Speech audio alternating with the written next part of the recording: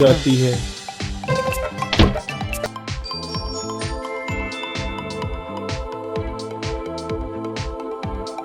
अरे देखो देखो, यह तो शेर की सवारी कर रहा है।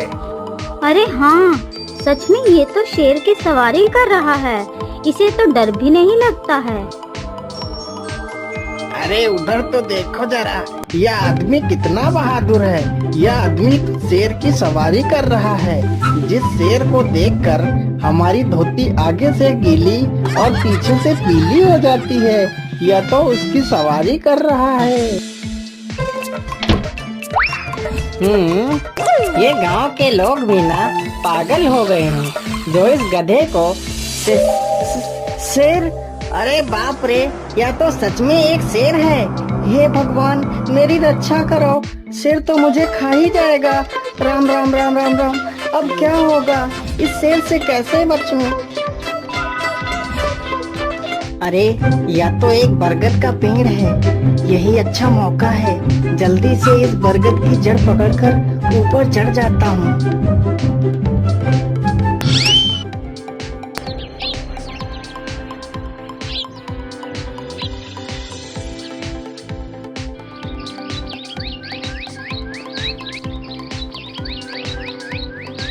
अरे शेर भैया, तुम इतनी जोर जोर से भागते हुए कहाँ जा रहे हो?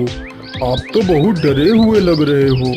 आप तो जंगल के राजा हो, आपको किसका भय है? टपका, वो टपका मेरी जान के पीछे पड़ा है। अरे शेर भैया, जरा मुझे बताओ, वो टपका है कहाँ? अरे भालू भैया, वो टपका मेरी पीठ से उतरकर उस बरगद के पेड़ पर चढ़ गया है। उसने मुझे रात भर खूब दौड़ाया है। वो तो भगवान का शुक्र है कि मैं जिंदा बच गया।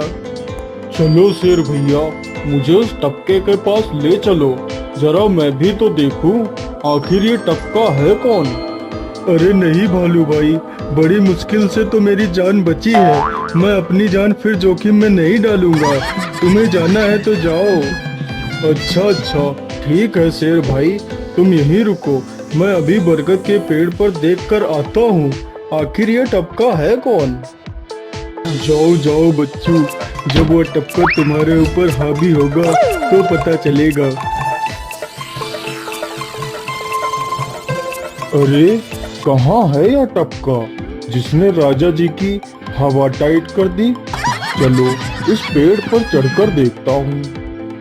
अरे बाप रे बाप, शेर क्या अकेला कम था, जो ये भालू भी आ गया। मुझे लगता है कि आज मेरी मौत निश्चित है। भालू पेड़ पर उल्टा होकर चढ़ने लगता है, तभी किसान और तेज से कांपने लगता है।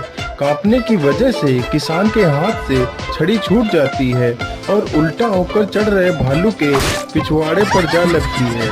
भालू धड़ाम से जमीन पर गिरता है।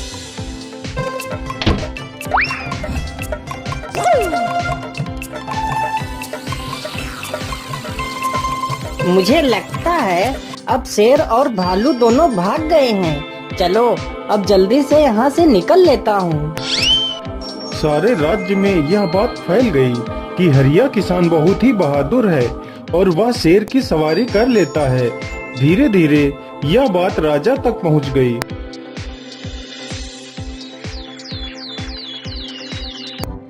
महाराज, क्यों न हम पड़ोस के गांव से हरिया किसान को बुलवा लेते हैं। वह बहुत ही बहादुर है। उसके बहादुरी के चर्चे तो पूरे राज्य में हैं।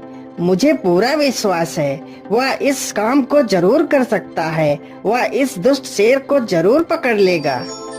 सैनिकों, हरिया किसान को आदर पूर्वक हमारे दरबार में पेश किया जाए।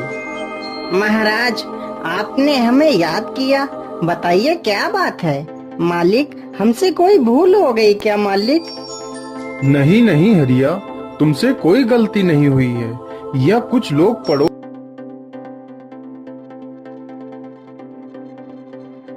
के गांव से आए हैं। इनका कहना है कि इनके गांव में कोई दुष्ट शेर आ गया है जो इनके पशुओं को उठाकर ले जाता है और उन्हें मारकर खा जाता है। हमने तुम्हारी बहादुरी के बहुत सारे किस्से सुने हैं। तुम बहुत ही बहादुर हो, इसलिए मैं तुम्हें उस शेर को पकड़ने की ये जिम्मेदारी सौंपता हूँ। अरे बाप रे बाप, उस बार तो मैं शेर के हाथों बच गया था, लेकिन इस बार मैं नहीं बचूंगा। अगर मैंने महाराज को सच सच बता दिया तो झूठ बोलने के जुर्म में मुझे फांसी पर ही चढ़ा देंगे। अरे हरिया, तुम मन ही मन क्या बड़बड़ा रहे हो? कुछ नहीं महाराज, कुछ नहीं। मैं सोच रहा था कि मैं शेर को कैसे पकड़ूं। ये लो हरिया, कुछ स्वर्ण मुद्राएं रख लो, ये तुम्हारे काम आएंगे। क्या करूं, कैसे पकड़ूं उस शेर को? ये महाराज ने भी मुझे कैसी दुविधा में डाल दिया है। क्या करूं, क्या करूं? हाँ, मिल गया।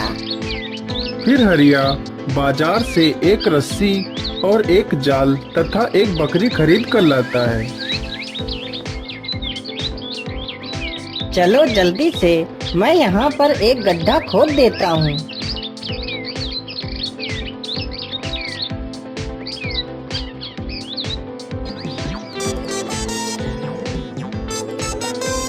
गड्ढा तो खोद दिया। चलो अब जल्दी से इस बकरी को रस्सी से बांध देता हूँ। हरिया ने बकरी को रस्सी से बांधकर गड्ढे में खड़ा कर दिया और जाल को लेकर पेड़ की डाल पर बैठ जाता है। थोड़ी ही देर बाद जब बकरी को भूख लगती है तो वह चिल्लाने लगती है। अरे, यह तो बकरी के चिल्लाने की आवाज है, लेकिन यह आवाज आ कहां से रही है? आसपास तो कोई नहीं दिख रहा है। मुझे लगता है यह आवाज उस पेड़ के पास से आ रही है। चलो चलकर देखता हूँ।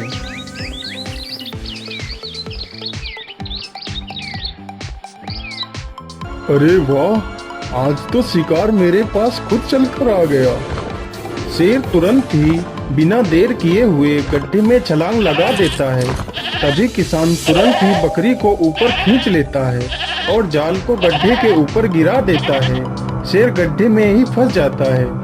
यह देखकर गांव के सभी लोग बहुत ही खुश हो जाते हैं। तभी एक जलती हुई बड़ी सी लकड़ी कमल पर आ गिरी, जिसकी वजह से वो बुरी तरह झुलस गया। उसे फौरन अस्पताल पहुंचाया गया और यहाँ से सब कुछ बदल गया। फैक्ट्री के काम को बढ़ाने के लिए कमल ने हाल ही में कई सारी नई मशीनें लोन पर खरीदी थी। मशीनें तो नहीं बची, लेकिन लोन चुकाने के चक्कर में पहले कमल की गाड़ी बिकी और फिर घर। मजबूर होकर कमल और हिना किराए के मकान में रहने लगे थे। फिलहाल कमल की हालत ऐसी नहीं थी कि वो कोई और काम कर सके। ऐसे में हिना ने घर चलाने का जिम्मा उठाया और वो घर घर जाकर औरतों के हाथों पर मेहंदी लगाने लगी। हालांकि इस काम से उसे बहुत कम पैसे ही मिल पा रहे थे, लेकिन हिना फिर भी पूरी मेहनत कर रही थी। क्या से क्या हो गया ना हिना, मैं किसी काम का नहीं रहा, हम बर्बाद हो गए। मैंने कहा था तुम्हें रानी बनाकर रखूंगा, मगर मेरे रहते हुए भी तुम्हें कितना संघर्ष करना पड़ रहा है। ऐसा क्यों कह रहे हैं आप बिल्कुल चिंता मत कीजिए, देखना धीरे धीरे सब ठीक हो जाएगा। हिना चाहती थी कि वो अपना एक पार्लर खोले, लेकिन फिलहाल ये मुमकिन नहीं था। मेहंदी लगाने का काम भी सीजन पर ही मिल पाता था, तो अब दिक्कत खाने पीने की भी होने लगी। ऐसे में हिना ने एक सेठ के घर मेड का काम करना शुरू कर दिया। और फिर एक दिन, सुन, तुझे कोई मेहंदी वाली पता है क्या? क्यों मैडम? अरे वो तीज आ रही है ना, तो मेहंदी लगवानी थी। हाँ, बाहर इतनी गर्मी है, अब ऐसे में कौन बाहर जाए, तो घर पर ही आकर कोई लगा दे तो बढ़िया रहेगा। हाँ मैडम, मैं बहुत अच्छी मेहंदी लगाती हूँ, आप मुझसे लगवा लो। ना ना ना, अगर खराब कर दी तो?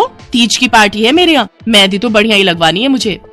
मैडम आप बिल्कुल चिंता मत कीजिए, और रुकिए, मैं अभी आपको कागज पर मेहंदी का डिजाइन बनाकर दिखाती हूँ, फिर आगे आप ही तय करना। इतना कहकर हिना ने फौरन एक कागज लिया और कुछ ही देर में उस पर एक बहुत ही सुंदर मेहंदी का डिजाइन बना दिया।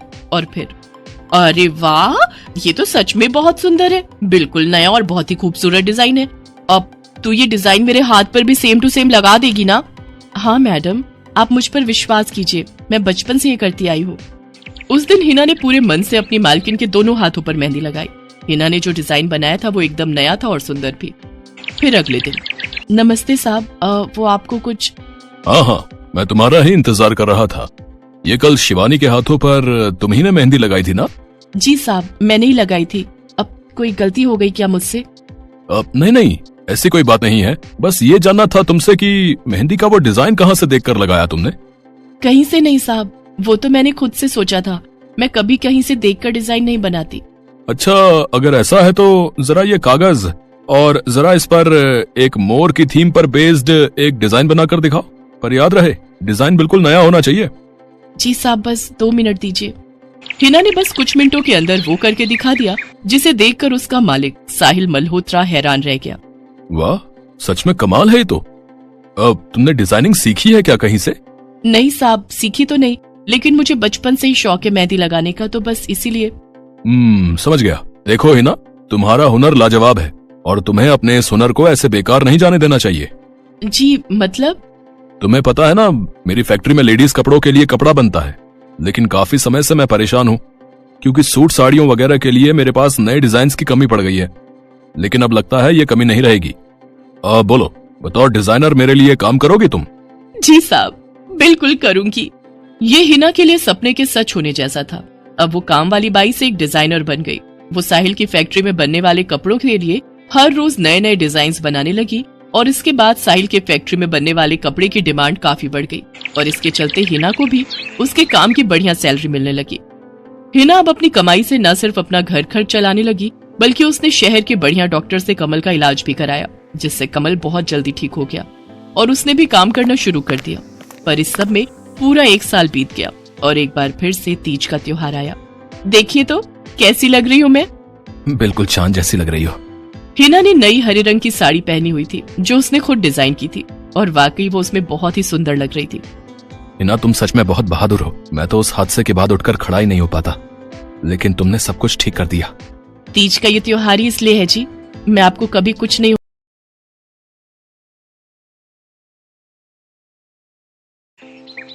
ये देखो, फिर से शुरू हो गई। मैं तो परेशान हो गई हूँ इस लड़की से। क्या हुआ माँ, क्यों इतना गुस्सा कर रही हो? गुस्सा न करूं तो क्या करूं? हाँ, कब से आवाज लगा रही हूँ, लेकिन इन मैडम को एक बार में सुनाई कहाँ देता है। ओहो माँ, आप ही देखो ना, मैंने कितना सुंदर डिजाइन बनाया, बस इसी में ध्यान लगा था मेरा, शायद इसीलिए आपकी आवाज सुनाई नहीं दी होगी। अच्छा बताओ क्या काम है, मैं ये बाद में पूरा कर लूंगी। कुछ काम नहीं, खाने की थाली कब से लगा कर रखी है, अब महारानी को फुर्सत मिल गई हो तो चलकर खा लो। अच्छा खाना खाना है, अब आप शुरू करो, मैं बस 2 मिनट में आऊं। हाँ हाँ पता है तेरे 2 मिनट। इतना कहकर हिना की माँ सुमित्रा गुस्से में वहाँ से चली गई और फिर खाने की मेज पर। अरे क्या हो गया, इतने गुस्से में क्यों हो भाग्यवान? अब आप ही समझा लीजिए अपनी लाडली को, मेरी तो एक नहीं सुनती। हाँ तो क्या हो गया, तुम पे ही तो गई है। आपको मजाक सूझ रहा है? यहाँ मेरा दिमाग खराब हो रहा है, सारा दिन बस मेहंदी के डिजाइन बनाती रहती है और कोई काम ही नहीं है इसे। इसका मतलब वो सच में तुम पर ही गई है। तुम्हें भी तो मेहंदी लगाने का बड़ा शौक था ना इस उम्र में? हाँ, पर मैं घर का सारा कामकाज निपटाने के बाद ये सब करती थी। अरे ये तो खाना पीना भी छोड़कर बैठी है। सुमित्रा अपने पति सुरेश से हिना की शिकायतें कर ही रही थी कि तभी हिना वहां आ गई। क्या बनाया माँ? खुशबू तो बड़ी अच्छी आ रही है। मिल गई तुझे फुर्सत। हाँ माँ, देखो ना मेरा आज का डिजाइन, पापा देखिए ना कैसा है। सच में डिजाइन तो वाकई बढ़िया बनाया है लाडू। ये लाडू बोल बोल कर आपने ही इसका दिमाग खराब करके रखा है। मेरी जान को कितना काम है, पता है तीज आ रही है, मगर ये लड़की मेरी बिल्कुल मदद नहीं करती। ओहो, आज सिर्फ खरी खोटी ही सुनाओगी या कुछ खाना भी मिलेगा भाग्यवान? सुरेश की बात सुनकर सुमित्रा की हंसी निकल गई और उसे हंसता देख सभी लोग हंसने लगे। हिना अपने माता पिता की अकेली संतान थी। हिना को बचपन से ही मेहंदी के नए नए डिजाइन बनाने का बड़ा शौक था। वो कागज पर रोज कुछ न कुछ नया बनाने की कोशिश करती और फिर उसे अपने या अपनी माँ के हाथों पर लगाती। हिना के कॉलेज की पढ़ाई भी अब पूरी हो गई थी, तो अब उसके लिए रिश्ते आने भी शुरू हो गए थे। अरे सुमित्रा कहाँ हो, जल्दी आओ। क्या हुआ जी? जरा इस फोटो को तो देखो, कैसा है लड़का? दिखने में तो बहुत ही बढ़िया है। हाँ, वो कानपुर वाले फूफा जी है ना, उन्होंने बताया इस लड़के के बारे में। अपनी हिना के लिए कैसा रहेगा? लड़का काम क्या करता है और परिवार में कौन कौन है? फूफा जी बता रहे थे कि कानपुर में इनका अपना कारखाना है, वहाँ ये अपना दोने पत्तल और डिस्पोजल वगैरह बनाते हैं। ये अच्छा पैसा कमा लेता है, फूफा जी की रिश्तेदारी में है। हाँ, पर उससे पहले ये फोटो एक बार हिना को तो दिखा दो, उसे लड़का पसंद आ जाए तभी बात आगे बढ़ानी चाहिए ना। अरे हाँ, ये भी सही कह रही हो। लाडो, ओ लाडो, अरे कहाँ है बिटिया? सुरेश ने फौरन जाकर कमल की फोटो हिना को दिखाई, तो हिना को भी कमल पसंद आ गया। उधर कमल को भी हिना पहली ही नजर में भाग गई। और इस तरह से कुछ ही दिनों में कमल और हिना की शादी खूब धूमधाम से हो गई। शादी के बाद कमल और हिना अपनी गृहस्थी में बहुत खुश थे। फिर एक शाम ये क्या लिख रही हो हिना? लिख नहीं रही हूँ, मेहंदी का डिजाइन बना रही हूँ। अच्छा, पर कागज पर क्यों? प्रैक्टिस तो रोज ही करनी होती है ना, तो इसीलिए कागज पर डिजाइन बनाती हूँ। अच्छा अच्छा, अब जरा दिखाओ तो सही। अरे वाह, ये डिजाइन क्या सच में तुमने बनाया है? हाँ अच्छा है ना। अब मैंने और भी बनाकर रखे हैं, रुकिए मैं भी लेकर आती हूँ। हिना ने अपने बनाए सारे डिजाइन्स कमल को दिखाए, जो कमल को बहुत पसंद आए और उसने हिना की खूब तारीफ की। सब कुछ अच्छा चल रहा था और ऐसे ही हंसी खुशी दिन बीत रहे थे। लेकिन फिर एक सुबह। हेलो, क्या हुआ राठी जी, इतनी सुबह सुबह फोन क्यों किया? सर आप जल्दी से आ जाइए, गजब हो गया, अपनी फैक्ट्री में आग लग गई है सर, सब कुछ जल गया सर, कुछ भी नहीं बचा सर, जल्दी आ जाइए आप। फोन पर अपने मैनेजर की बात सुनकर कमल के पैरों तले जमीन खिसक गई। फैक्ट्री पहुंचा तो देखा वाकई फैक्ट्री पूरी तरह से जल रही थी। तभी एक जलती हुई बड़ी सी लकड़ी कमल पर आ गिरी, जिसकी वजह से वो बुरी तरह झुलस गया। उसे फौरन अस्पताल पहुंचाया गया और यहाँ से सब कुछ बदल गया। फैक्ट्री के काम को बढ़ाने के लिए कमल ने हाल ही में कई सारी नई मशीनें लोन पर खरीदी थी। मशीनें तो नहीं बची, लेकिन लोन चुकाने के चक्कर में पहले कमल की गाड़ी बिकी और फिर घर। मजबूर होकर कमल और हिना अब किराए के मकान में रहने लगे थे। फिलहाल कमल की हालत ऐसी नहीं थी कि वो कोई और काम कर सके। ऐसे में हिना ने घर चलाने का जिम्मा उठाया और वो घर घर जाकर औरतों के हाथों पर मेहंदी लगाने लगी। हालांकि इस काम से उसे बहुत कम पैसे ही मिल पा रहे थे, लेकिन हिना फिर भी पूरी मेहनत कर रही थी। क्या से क्या हो गया ना हिना, मैं किसी काम का नहीं रहा, हम बर्बाद हो गए। मैंने कहा था तुम्हें रानी बनाकर रखूंगा, मगर मेरे रहते हुए भी तुम्हें कितना संघर्ष करना पड़ रहा है। ऐसा क्यों कह रहे हैं आप बिल्कुल चिंता मत कीजिए, देखना धीरे धीरे सब ठीक हो जाएगा। हिना चाहती थी कि वो अपना एक पार्लर खोले, लेकिन फिलहाल ये मुमकिन नहीं था। मेहंदी लगाने का काम भी सीजन पर ही मिल पाता था, तो अब दिक्कत खाने पीने की भी होने लगी। ऐसे में हिना ने एक सेठ के घर मेड का काम करना शुरू कर दिया। और फिर एक दिन, सुन तुझे कोई मेहंदी वाली पता है क्या? क्यों मैडम? अरे वो तीज आ रही है ना, तो मेहंदी लगवानी थी। हाँ बाहर इतनी गर्मी है, अब ऐसे में कौन बाहर जाए, तो घर पर ही आकर कोई लगा दे तो बढ़िया रहेगा। हाँ मैडम, मैं बहुत अच्छी मेहंदी लगाती हूँ, आप मुझसे लगवा लो। ना ना ना, अगर खराब कर दी तो? तीज की पार्टी है मेरे यहाँ, मेहंदी तो बढ़िया ही लगवानी है मुझे। मैडम आप बिल्कुल चिंता मत कीजिए, रुकिए मैं अभी आपको कागज पर मेहंदी का डिजाइन बनाकर दिखाती हूँ, फिर आगे आप ही तय करना। इतना कहकर हिना ने फौरन एक कागज लिया और कुछ ही देर में उस पर एक बहुत ही सुंदर मेहंदी का डिजाइन बना दिया। और फिर अरे वाह, ये तो सच में बहुत सुंदर है, बिल्कुल नया और बहुत ही खूबसूरत डिजाइन है। अब तो ये डिजाइन मेरे हाथ पर भी सेम टू सेम लगा देगी ना? हाँ मैडम, आप मुझ पर विश्वास कीजिए, मैं बचपन से ये करती आई हूँ। उस दिन हिना ने पूरे मन से अपनी मालकिन के दोनों हाथों पर मेहंदी लगाई। हिना ने जो डिजाइन बनाया था वो एकदम नया था और सुंदर भी। फिर अगले दिन, नमस्ते साहब, वो आपको कुछ? हाँ, मैं तुम्हारा ही इंतजार कर रहा था। ये कल शिवानी के हाथों पर तुम ही ने मेहंदी लगाई थी ना? जी साहब, मैंने ही लगाई थी। अब कोई गलती हो गई क्या मुझसे? नहीं, ऐसी कोई बात नहीं है, बस ये जानना था तुमसे कि मेहंदी का वो डिजाइन कहाँ से देखकर लगाया तुमने? कहीं से नहीं साहब, वो तो मैंने खुद से सोचा था, मैं कभी कहीं से देखकर डिजाइन नहीं बनाती। अच्छा, अगर ऐसा है तो जरा ये कागज और जरा इस पर एक मोर की थीम पर बेस्ड एक डिजाइन बनाकर दिखाओ, पर याद रहे डिजाइन बिल्कुल नया होना चाहिए। जी साहब, बस 2 मिनट दीजिए। हिना ने बस कुछ मिनटों के अंदर वो करके दिखा दिया, जिसे देखकर उसका मालिक साहिल मल्होत्रा हैरान रह गया। वाह, सच में कमाल है ये तो। अब तुमने डिजाइनिंग सीखी है क्या कहीं से? नहीं साहब, सीखी तो नहीं, लेकिन मुझे बचपन से ही शौक है मेहंदी लगाने का, तो बस इसीलिए। समझ गया। देखो हिना, तुम्हारा हुनर लाजवाब है और तुम्हें अपने इस हुनर को ऐसे बेकार नहीं जाने देना चाहिए। जी मतलब? तुम्हें पता है ना, मेरी फैक्ट्री में लेडीज कपड़ों के लिए कपड़ा बनता है, लेकिन काफी समय से मैं परेशान हूँ, क्योंकि सूट साड़ियों वगैरह के लिए मेरे पास नए डिजाइन की कमी पड़ गई है। लेकिन अब लगता है ये कमी नहीं रहेगी। बोलो, बतौर डिजाइनर मेरे लिए काम करोगी तुम? जी साहब, बिल्कुल करूंगी। ये हिना के लिए सपने के सच होने जैसा था। अब वो काम वाली बाई से एक डिजाइनर बन गई। वो साहिल की फैक्ट्री में बनने वाले कपड़ों के लिए हर रोज नए नए डिजाइन बनाने लगी और इसके बाद साहिल के फैक्ट्री में बनने वाले कपड़े की डिमांड काफी बढ़ गई और इसके चलते हिना को भी उसके काम की बढ़िया सैलरी मिलने लगी। हिना अब अपनी कमाई से न सिर्फ अपना घर खर्च चलाने लगी, बल्कि उसने शहर के बढ़िया डॉक्टर से कमल का इलाज भी कराया, जिससे कमल बहुत जल्दी ठीक हो गया और उसने भी काम करना शुरू कर दिया। पर इस सब में पूरा 1 साल बीत गया और एक बार फिर से तीज का त्योहार आया। देखिए तो कैसी लग रही हूँ मैं। बिल्कुल चांद जैसी लग रही हो। हिना ने नई हरे रंग की साड़ी पहनी हुई थी जो उसने खुद डिजाइन की थी और वाकई वो उसमें बहुत ही सुंदर लग रही थी। हिना, तुम सच में बहुत बहादुर हो। मैं तो उस हादसे के बाद उठकर खड़ा ही नहीं हो पाता, लेकिन तुमने सब कुछ ठीक कर दिया। तीज का ये त्योहार ही इसलिए है जी, मैं आपको कभी कुछ नहीं होने दूंगी।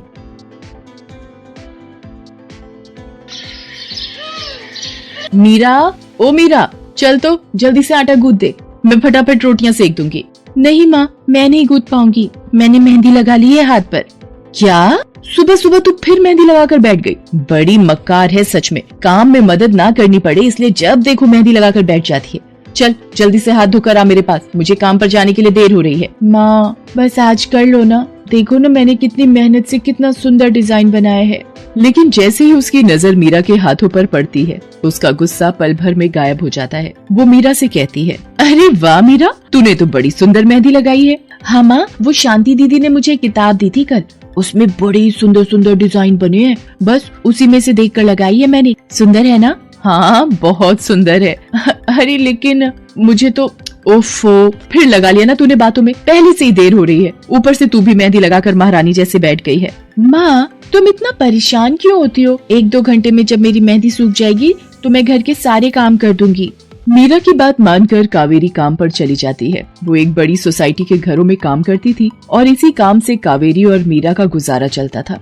कावेरी के पति की कई साल पहले एक सड़क हादसे में मौत हो गई थी। तब से कावेरी पर ही सारी जिम्मेदारी थी। मीरा भी घर के कामों में उसका पूरा हाथ बटाती थी। मीरा को मेहंदी लगाना बहुत पसंद था। उसने अपने घर के पीछे मेहंदी के कई सारे पौधे लगा रखे थे जिनका वो बहुत ख्याल रखती थी। वो अपने हाथों से मेहंदी के पत्तों को पीसकर अपने हाथों में लगाने के लिए तैयार करती थी। फिर एक दिन, मीरा हमें इस जगह पर थोड़ी मोड़ी खेती कर लेनी चाहिए। ये मेहंदी के पौधों से कुछ कमाई थोड़ी ही हो रही है, खेती कर लेंगे तो कुछ पैसे ही बन जाएंगे। नहीं माँ, मेरे मेहंदी के पौधों को हाथ भी मत लगाना, बाजार से मेहंदी खरीदने के तो पैसे हैं नहीं हमारे पास, अब इन्हें तो रहने दो। ये कहते हुए मीरा की आंखों में आंसू थे। कावेरी उसके सिर पर हाथ रखते हुए कहती है, मीरा मैं जानती हूँ तुझे मेहंदी लगाना बहुत अच्छा लगता है, लेकिन बेटा अपनी हालत तो तुझे पता ही है ना, मैं कितनी मुश्किल से। माँ सब समझती हूँ मैं, जाओ कर लो जो करना है। इतना कहकर मीरा रोते हुए वहाँ से चली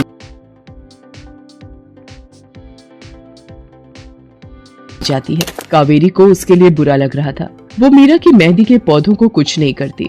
ऐसे ही कई दिन गुजर जाते हैं। ज्यादा काम करने की वजह से कावेरी की तबीयत खराब रहने लगी। वो बहुत जल्दी जल्दी बीमार पड़ने लगी। तो मीरा ने उससे कहा, माँ तुम रहने दो, तुम्हें बुखार है, रात भर सोई नहीं हो, मैं चली जाती हूँ काम पर। नहीं मीरा तू कैसे? ना नहीं मैं ठीक हूँ, मैं जाती हूँ।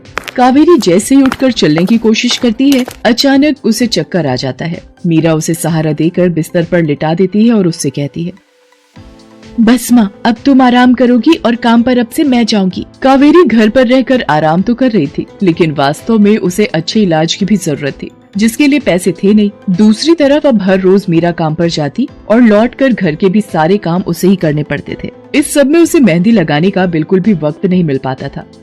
मीरा कितने दिन हो गए तूने मेहंदी नहीं लगाई?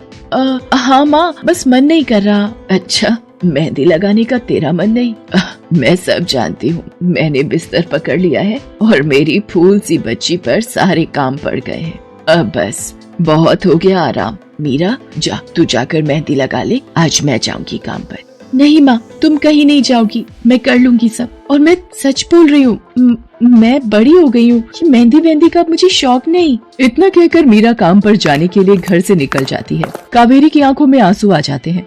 मीरा सोसाइटी के कई घरों में काम करती थी। उन्हीं में से एक घर आरती का भी था। उसके घर पर तीज का त्योहार बड़े धूमधाम से मनाया जाता था। तीज की तैयारियों में मीरा भी मदद कर रही थी। इसी बीच, अरे ऐसे कैसे? मैंने सारे रिश्तेदारों को बुला लिया है, मेरी सारी फ्रेंड्स भी आने वाली हैं। मैं क्या कहूँगी उन्हें? फोन पर काफी देर बहस करने के बाद आरती फोन रख देती है। उन्हें उदास देखकर मीरा उससे पूछती है, क्या हुआ मैडम जी, आप कुछ परेशान लग रहे हो? हाँ मीरा, बड़ी मुसीबत हो गई। कल तीज का फंक्शन है, मैंने सबको मेहंदी लगवाने के लिए यहीं बुला लिया है और आखिरी मौके पर ये पार्लर वाली धोखा दे गई। कह रही है कल नहीं आ पाएगी। अब क्या होगा? इतनी जल्दी कौन तैयार होगा सबको मेहंदी लगाने के लिए? मैडम जी, वैसे मैं भी ठीक ठाक मेहंदी लगा लेती हूँ। अरे हाँ, कावेरी ने मुझे बताया तो था एक बार कि तुझे मेहंदी लगाने का बहुत शौक है। वैसे मुझे तो कोई परेशानी नहीं है, तू देख ले बेटा, बहुत सारे हाथ लगाने होंगे और मेहंदी बढ़िया लगनी चाहिए सबके। आप बिल्कुल चिंता मत करिए मैडम जी, मैं सब अच्छे से करूँगी। बहुत दिनों बाद मीरा के चेहरे पर खुशी थी। उसने घर पहुँचते ही मेहंदी के खूब सारे पत्ते तोड़कर पत्थर पर पीसना शुरू कर दिया। ये देखकर कावेरी ने मीरा से कहा, अरे मीरा, शाम हो गई है, अब मेहंदी मत लगा, मौसम भी ठंडा है बेटा। ये मेहंदी मैं अपने लिए नहीं पीस रही माँ, वो 5वें फ्लोर वाली मैडम जी है ना, कल उनके यहाँ लगानी है। अच्छा बेटा, पर ध्यान से बेटा, वो बड़े लोग हैं, कोई गलती ना हो जाए। माँ तुम बिल्कुल चिंता मत करो, मेहंदी लगाने में मुझसे कभी कोई गलती हो ही नहीं सकती। मीरा खूब सारी मेहंदी तैयार करके अगले दिन आरती के घर पहुंच जाती है। वो अपनी मेहंदी को कोन में भरने लगती है कि तभी आरती की एक फ्रेंड आरती से, आरती, ये किसे बुला लिया तुमने? मैंने जिस पार्लर का नंबर दिया था तुम्हें, उससे बात नहीं हुई क्या? हुई तो थी, लेकिन उसने आखिरी वक्त पर मना कर दिया। तुम बिल्कुल चिंता मत करो, ये मीरा है, मेरी हाउसमेड है ना कावेरी, ये उसी की बेटी है, बहुत अच्छी मेहंदी लगाती है ये। ओफो आरती, तुम भी ना, पार्लर की बात अलग होती है, उन लोगों का मटेरियल ब्रांडेड होता है, मेहंदी के रचने की गारंटी मिलती है वहाँ से। और इसकी मेहंदी तो मुझे कुछ समझ नहीं आ रही, इस पर तो कोई लेबल तक नहीं है, अगर कुछ गलत रिएक्शन हो गया हाथों पर तो। आप बिल्कुल चिंता मत कीजिए मैडम जी, ये मेहंदी मैंने खुद पीस कर तैयार की है, मेरे पास बहुत सारे मेहंदी के पौधे हैं, इसमें कुछ भी ऐसा नहीं है जो आपके हाथों को नुकसान दे। ना भाई ना, सॉरी आरती, बट मैं अपने हाथों को लेकर कोई रिस्क नहीं ले सकती, तुम सब लगवाओ, मैं तो पार्लर जाकर ही लगवाऊंगी। इतना कहकर आरती की दोस्त शालिनी वहाँ से चली जाती है। आरती मीरा को इशारा देकर काम शुरू करने को कहती है। अरे वाह, मानना पड़ेगा, इस बच्ची ने कमाल की मेहंदी लगाई है। मुझे तो नहीं लगता कि इस मेहंदी का वैसा रंग आएगा जैसा पार्लर वाली मेहंदी का आता है। अब बस भी करो शालिनी, मेहंदी कैसी रचेगी ये कल तक पता चल ही जाएगा ना, बच्ची है वो, उसे इस तरह डराओ तो मत।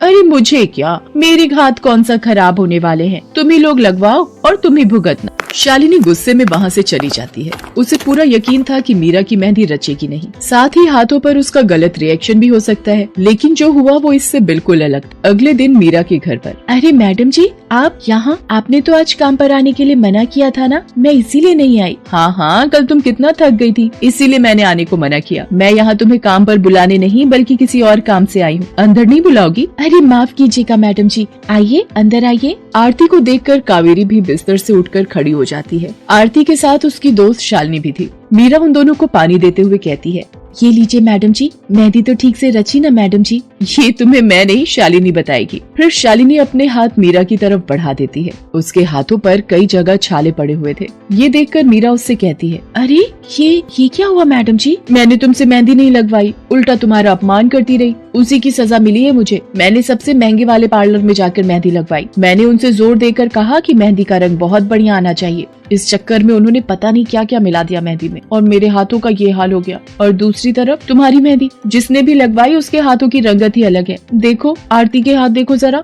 आरती ने अपने हाथ आगे बढ़ा दिए, जिन पर मीरा के हाथों से लगी मेहंदी का बहुत ही अच्छा रंग चढ़ा था। फिर आरती कावेरी के पास जाकर उससे बोली, बस कावेरी, ये झाड़ू पोछा और बर्तन बहुत करवा लिए तुमने मीरा से, ये अब वो करेगी जो इसे करना चाहिए। जी क्या मतलब मैडम जी? ये अब मेहंदी लगाएगी सबके हाथों पर। हमारी एक दोस्त का अपना ब्यूटी पार्लर है, उसे मीरा का काम और उसकी मेहंदी की क्वालिटी बहुत अच्छी लगी। वो मीरा को अपने यहाँ काम देना चाहती है, अच्छे पैसे भी देगी वो मीरा को, और तो और वहाँ रहकर मीरा पार्लर के दूसरे काम भी सीख पाएगी।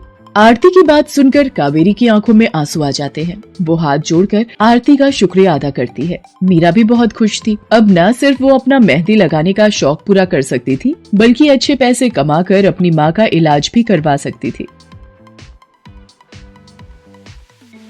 एक समय की बात है, केशवपुर नामक गांव में सरला नाम की एक बूढ़ी विधवा औरत अपने बेटा बहू के साथ रहती थी। सरला की बहू जया स्वभाव से बहुत बुरी थी। वो रोजाना सरला से बात बात पर लड़ती रहती थी। सरला का पति किशन शहर में मजदूरी करता था, इसलिए वो कभी कभी ही गांव आ पाता था। किशन शहर से घर खर्चे के लिए पैसे भेजता तो 2 लिफाफे भेजता, एक अपनी माँ के नाम और एक अपनी पत्नी के नाम। पर जया सरला के पैसे भी अपने पास ही रख लेती थी। ऐसे ही एक दिन, ये सरला देवी और जया जी के नाम के मनी ऑर्डर हैं। लाओ लाओ भैया, जल्दी से मुझे दे दो। ये सरला देवी के हस्ताक्षर करके ही उन्हें मिलेगा। माँ जी आराम कर रही हैं, लाओ मैं अंगूठा लगवा कर लाती हूँ। ए बुढ़िया, जल्दी से इस कागज पर अंगूठा लगा दे।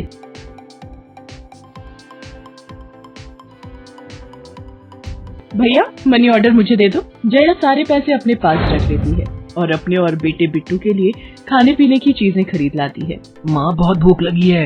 ये देख मैं तेरे लिए कितने सारे पकवान लाई हूँ, पूरी, छोले, समोसे, कचौड़ी। चल हम दोनों मिलकर खाते हैं, मजा आ जाएगा। जया बहू बहुत भूख लगी है, सुबह से कुछ भी नहीं खाया है। अगर थोड़ा सा कुछ खाने को मिल जाता तो। पता नहीं इस बुढ़िया को कितनी भूख लगती है, जब देखो हम माँ बेटे के खाने पर नजर लगाती रहती है। ये ले पकड़, आधी कचौड़ी दे रही हूँ, अब रात तक कुछ खाने को नहीं मिलेगा। और तुझे तो मैंने बोला था कि कपड़े धो देना, तेरे से अभी तक कपड़े नहीं धुले। ये कचौड़ी खाकर चुपचाप सारे कपड़े धो देना, नहीं तो मुझसे बुरा कोई नहीं होगा। बेचारी सरला कचौड़ी का एक टुकड़ा खाकर भला क्या पेट भरती। वो फिर से दोबारा काम पर लग जाती है। एक दिन किशन शहर से वापस आने वाला था। जया को पता था कि जब किशन सरला से पूछेगा कि वो उसे पैसे बराबर भेजता है तो उसे मिलते हैं या नहीं। ये बात सोचकर जया थोड़ा घबरा जाती है और वो सरला से कहती है, ओ बुढ़िया, अगर तूने अपने बेटे से कहा कि तुझे उसके भेजे हुए पैसे नहीं मिलते तो मुझसे बुरा कोई नहीं होगा। वो तो एक दिन रहकर चले जाएंगे, उसके बाद जो मैं तेरा हाल करूंगी ना, फिर तू देखती रह जाएगी। इसलिए अपने बेटे के सामने दुखड़े रोने की कोशिश मत करना। नहीं बहू, मैं किशन को कुछ नहीं कहूंगी। माँ मैंने तुम्हें पैसे भेजे थे, वो तुम्हें मिल गए थे ना? अरे आप बिना कैसी बातें करते हो, माँ जी को मैं बराबर से पैसे देती रहती हूँ। माँ जी ये लो गरम गरम पनीर के पकौड़े, आप भी खाओ। किशन 2 दिन रहकर शहर वापस चला जाता है। जया फिर से अपने रूप में आ जाती है। दिन भर सरला काम करके एक दिन चक्की से आटा पिसवा कर लौट रही थी कि अचानक उसे चक्कर आ जाते हैं। रिक्शा में जाती एक लड़की देख लेती है। भैया इन्हें उठाने में मेरी मदद करो, बेचारी पता नहीं कौन है। सुमन ये तेरे साथ कौन है? ये रास्ते में बेहोश हो गई थी, मैं इन्हें घर ले आई, लगता है इन्हें होश आ गया है। अब कैसा लग रहा है आपको?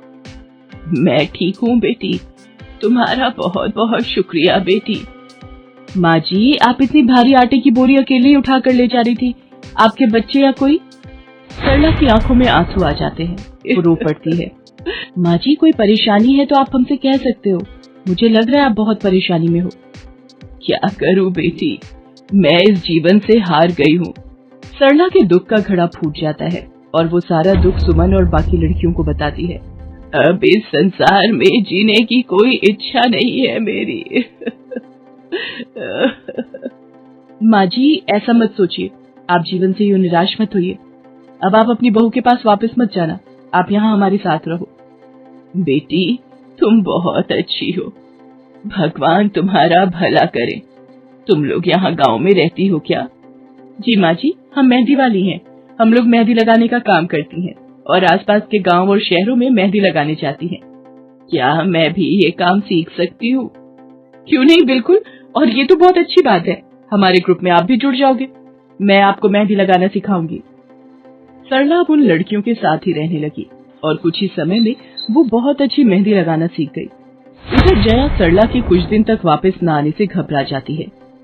ये बुढ़िया इतने दिनों से कहाँ गायब है, मुझे तो कोई खोज खबर नहीं है। बिट्टू के बापू ने हम सबको अचानक शहर बुलाया है, वहाँ जाकर अब यही बोलना पड़ेगा कि बुढ़िया की तबीयत खराब थी इसलिए नहीं ला सकी। जया बिट्टू को लेकर किशन के पास शहर पहुँचती है। क्या हुआ जया, माँ तुम्हारे साथ नहीं आई? वो माँ जी की तबीयत कुछ ठीक नहीं थी, इसलिए मैंने उन्हें बोला कि वो गांव में ही रहें, बेकार में सफर करती तो उनकी तबीयत और खराब हो जाती। पर तुमने मुझे अचानक क्यों शहर क्यों बुला लिया? अरे वो हमारे सेठ जी की लड़की की शादी है, इसलिए उन्होंने बोला कि कोई ऊपर के कामों के लिए मिल जाए। मैंने सोचा तुम्हें बुला लेता हूँ, और माँ भी थोड़े दिन के लिए मेरे पास रह लेगी। चलो कोई नहीं, मैं तुम्हें मालकिन से मिलवा देता हूँ। देखो किशन, शाम को मेहंदी का समारोह है तो काम अच्छे से निपटाने हैं, जितने भी मेहमान आएंगे उनके स्वागत में कोई कमी ना होने पाए। आप चिंता मत करो मालकिन, सब हो जाएगा। ये मेरी पत्नी है, मैंने इसे गांव से बुला लिया है, ये सब संभाल लेगी। जया मेहंदी समारोह की तैयारियों में काम करवाने लगती है। सब मेहमान आने लगते हैं। रिचा, मेहंदी वाली अभी तक नहीं आई, कितने बजे का टाइम दिया था? मम्मी मेरी उनसे बात हो गई है, बस कुछ ही देर में आती होंगी। लो वो आ गई। माँ जी ये यहाँ कैसे? मेहंदी वाली लड़कियों के साथ? माँ यहाँ? जया तुम तो कह रही थी कि माँ बीमार है और गांव में है, पर माँ मेहंदी वाली लड़कियों के साथ क्या कर रही है? मुझे कुछ समझ नहीं आ रहा। मैं माँ के पास जा रहा हूँ। माँ, तुम यहाँ इन सबके साथ? किशन बेटा, तू आप मेरे साथ इधर आइए, मैं आपको सब बताती हूँ। ये लड़की इनको सब कुछ बता देगी। शायद आप नहीं जानते हैं, आपकी पत्नी ने आपकी माँ पर बहुत जुल्म किए हैं, इसीलिए ये बेचारी अपना घर छोड़कर हमारे साथ रहने को मजबूर थी। सुमन किशन को सारी सच्चाई बताती है। सरला की आंखों में आंसू आ जाते। किशन सबके साथ जब घर आ जाता है। जया, तुम्हें शर्म आनी चाहिए। तुमने मेरी माँ के साथ इतना बुरा व्यवहार किया। तुम्हारी वजह से मेरी माँ दर दर भटक रही है। अब तुम मेरे साथ एक पल भी नहीं रहोगी। बिट्टू को मैं पाल लूंगा। अभी के अभी अपने मायके निकल जाओ। ऐसा मत कहो, मैं आप लोगों के बिना कैसे रहूंगी। मुझे माफ कर दो, मुझे माफ कर दो, मेरे से गलती हो गई। माँ जी, मुझे माफ कर दो। किशन बेटा, मैं किसी से भी नाराज नहीं हूँ। जया बहू को माफ कर दे। गलती इंसान से ही होती है बेटा। मैंने जया बहू को माफ कर दिया। किशन जी, आप चिंता मत कीजिए, आपकी माँ जी अब हमारे साथ ही काम करेंगी। उस दिन के बाद जया ने अपना व्यवहार बदल लिया। सरला ने मेहंदी लगाना नहीं छोड़ा, वो अपनी मेहंदी लगाने के काम को करती रही। जया को अपनी गलती का एहसास हो गया था। अब वो भी सरला की बहुत देखभाल करती थी। संध्या की बुआ जो कि दिल्ली में रहती थी, वो उसके लिए एक अच्छे घर का रिश्ता लेकर आई थी। देखो भैया, मेरी इतनी जान पहचान तो नहीं है लड़के वालों से, पर इतना जानती हूँ, अड़ोस पड़ोस में कहीं पूछोगे तो लोग अच्छा घर ही बताएंगे। ठीक है सुमन, अगर तुम कहती हो तो लड़के वालों को एक बार बुला लेते हैं। अब संध्या भी लड़के को देख लेगी। संध्या की बुआ लड़के वालों से अपने तरीके से बात कर लेती है और कुछ दिनों बाद संध्या की शादी विपुल नाम के लड़के से हो जाती है। पता नहीं इस काम वाली को छुट्टी लेकर गाँव अभी जाना था। उसे पता था शादी वाला घर है, नई नवेली दुल्हन आएगी तो घर में 100 काम होंगे, फिर भी बिना बताए गांव निकल गई। अब मैं दूसरी काम वाली इतनी जल्दी कहाँ से ढूंढूंगी? राजेश्वरी, एक प्याली चाय दे दो तो बड़ी मेहरबानी होगी। सुबह से एक प्याली चाय भी नहीं मिली है। तुम्हें तो जब देखो चाय पीने की पड़ी रहती है। पता भी है एक बर्तन नहीं है धुला हुआ जिसमें तुम्हारी चाय बना दूं। ढेरों बर्तन रसोई में पड़े हैं झूठे। माँ, मैं कॉलेज जा रही हूँ, तुम मुझे ये मत कहना कि मैं छुट्टी कर लूँ और तुम्हारे साथ घर का काम करवाऊँ। मेरा आज बहुत बड़ा प्रोजेक्ट सबमिट होना है, इसलिए मैं तो कोई काम नहीं कर सकती। ये लो, अब इसे भी अभी कॉलेज जाना था। अब मैं क्या करूं, कुछ समझ नहीं आ रहा। संध्या की सास राजेश्वरी अभी काम वाली को लेकर परेशान हो ही रही थी, तभी संध्या राजेश्वरी की सारी बातें सुन लेती है और रसोई में जाकर बर्तन धोने लगती है। अरे संध्या बहू, तुम ये रसोई में क्या कर रही हो? हटो हटो हटो, ये झूठे बर्तन तुमसे थोड़ी करवाऊंगी। अभी तुम्हारे हाथों की मेहंदी भी नहीं उतरी। माँ जी, आप परेशान मत हो, मैं थोड़ी देर में ही सारा काम निपटा दूंगी। आप अकेले इतना काम नहीं कर पाओ। ठीक है, अगर तुम कहती हो तो मैं कोई और काम कर लेती हूँ। माँ, पड़ोस में किसी से पता करो, शायद कोई और काम वाली मिल जाए। मैंने पूछा था, पर अभी किसी भी काम वाली के पास समय नहीं है। पुलकित काम पर चला जाता है। संध्या सारे घर का काम करती है। अब तो रोजाना ही ऐसा होने लगा। काम वाली तो थी नहीं। संध्या की ननद पूजा सुबह होते ही कॉलेज निकल जाती और सास पैरों में दर्द के बहाने बिस्तर पर आराम करती। संध्या तो मानो घर के कामों में ही उलझ गई। एक शाम, माँ, तुम बिल्कुल सही बहू ढूंढ कर लाई हो। बेचारी गरीब घर की है, इसलिए चुपचाप संस्कारी बहू की तरह घर के काम कर लेती है। अगर कोई पैसे वाले घर की लड़की बहू बनाकर ले आती तो वो पूरे घर को अपने इशारों पर नचाती और तुम और मैं बस बर्तन घिसते रह जाते। तभी तो मैंने इसकी बुआ को शादी के लिए हाँ कह दिया था। मुझे पता है ये गरीब घर की लड़कियां बड़ी सीधी सादी बहुएं साबित होती हैं। अब काम वाली गांव भाग गई। सोच ये ना होती तो कौन काम करता। राजेश्वरी, तुम दोनों माँ बेटी को तो संध्या बहू का शुक्रगुजार होना चाहिए। बेचारी ने आते से ही पूरा घर संभाल लिया। ऐसे ही दिन बीत रहे थे। संध्या सभी घर वालों की देखभाल का पूरा ध्यान रखती थी। एक दिन, क्या हुआ पुलकित बेटा, तुम इतने परेशान क्यों हो? और आज तुम ऑफिस भी नहीं गए? पापा, मेरी नौकरी छूट गई है। कंपनी घाटे में चल रही थी, इसलिए उन्होंने मेरे जैसे बहुत से वर्कर्स को अचानक निकाल दिया। दिमाग खराब हो रहा है, गाड़ी की किश्त भरनी है, घर का लोन भी पूरा नहीं हुआ है, घर का खर्चा अब सब कुछ कैसे होगा, कुछ समझ में नहीं आ रहा है। पुलकित बेटा, चिंता मत कर, अब कोई ना कोई रास्ता निकल आएगा। ज्यादा होगा तो कुछ दिनों के लिए मैं कोई काम कर लूंगा। पापा, मेरे होते हुए आप काम नहीं करोगे, मैं कुछ सोचता हूँ। पुलकित दूसरी नौकरी को लेकर परेशान था। उसे कोई काम नहीं मिल रहा था। घर में पैसों की तंगी भी शुरू हो गई। पुलकित ने अपनी गाड़ी बेच दी। घर के लोन को लेकर वो परेशान था। 15,000 रुपए की किश्त उसे भरनी थी। तभी, भैया, मेरे कॉलेज की फीस इस बार बहुत लेट हो गई है। मेरा आखिरी साल है, अगले महीने की 5 तारीख तक 12,000 रुपए फीस के भरने हैं। मैं कुछ इंतजाम करता हूँ। ऐसे खाली हाथ पर हाथ रखकर मैं नहीं बैठ सकती, मुझे कुछ सोचना होगा। पता नहीं, हो सकता है किरण ने बात कर ली होगी, पूछती हूँ। हेलो किरण, मैं संध्या बोल रही हूँ। तूने बात की फिर? पार्लर में जगह खाली है क्या? हाँ, मैंने बात कर ली है। 12,000 रुपए महीना देंगी रविता मैम।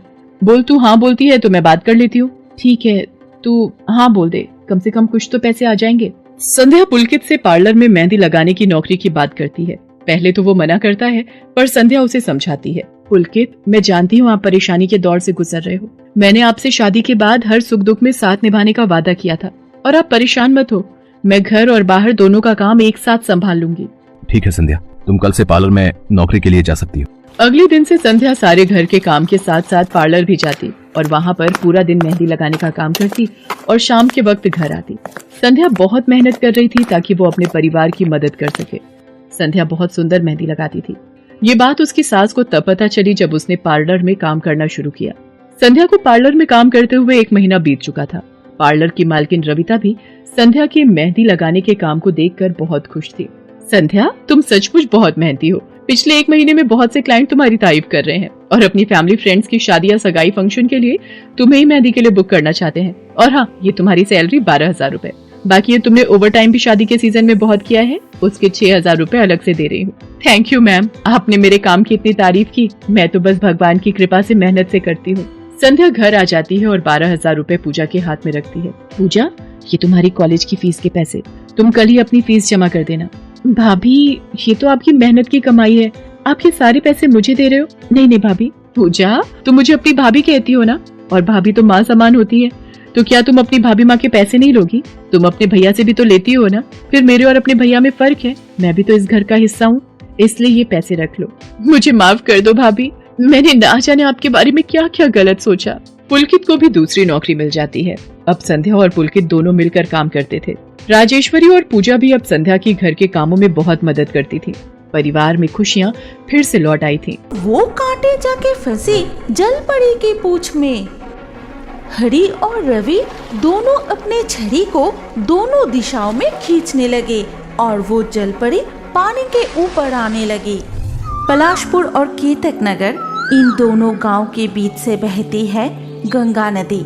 उसी नदी से तैरते हुए जा रही थी एक सुनहरी जलपरी, पर अचानक तेज तूफान और बारिश के कारण उस जलपरी ने कुछ दिनों के लिए नदी के इसी स्थान पर रुकने का निश्चय किया। इस तूफान में नदी की लहर इतनी बढ़ गई है, मुझे आगे बढ़ना उचित नहीं होगा। कुछ दिनों के लिए मैं यहीं रुक जाती हूँ। पलाशपुर और केतक नगर गांव के ज्यादातर लोग मछुआरे थे, इसीलिए ये नदी ही उनकी जीवन रेखा थी। इस नदी में नहाना, बर्तन धोना, कपड़े साफ करना और गांव के गाय और भैंसों को नहलाना सब कुछ होता था। लेकिन नदी के दोनों किनारे पर बसे पलाशपुर और केतक नगर, इन दोनों गांव के लोगों में हमेशा से झगड़ा चलता रहता था और सुनहरी जलपरी नदी के नीच से इन लोगों के सारे झगड़े देखती रहती थी। सावधान कालू, हमारे हिस्से की मछली अगर तू पकड़े ना तो अच्छा नहीं होगा। इस नदी के मछली पर हमारा ज्यादा हक है। हाँ। ये सुनकर कालू बहुत गुस्सा हो गया। वो देखता है कि निताई के कांटे में लगातार मछलियाँ फंस रही है, लेकिन उसके कांटे में अब तक एक भी मछली नहीं फंसी। ये मजाक हो रहा है, मेरे हिस्से के सारे मछली तू पकड़ रहा है। तुम्हारे हिस्से की मछली मतलब? और नहीं तो क्या, नहीं तो तेरे छड़ी में इतनी मछलियाँ कैसे फंस रही है और मुझे अब तक एक भी नहीं मिला। तुम्हें मछली पकड़ना नहीं आता इसीलिए नहीं मिल रहा है, खामोखा इल्जाम लगा रहे हो। क्या कहा तूने? इतनी हिम्मत, मुझे मछली पकड़ना नहीं आता। अरे अरे, इन दो गांव के लोग तो बड़े अजीब हैं। एक दूसरे से ऐसा झगड़ा क्यों करते हैं? बस फिर से झगड़ा शुरू हो गया, जो काफी देर तक चलता रहा। इस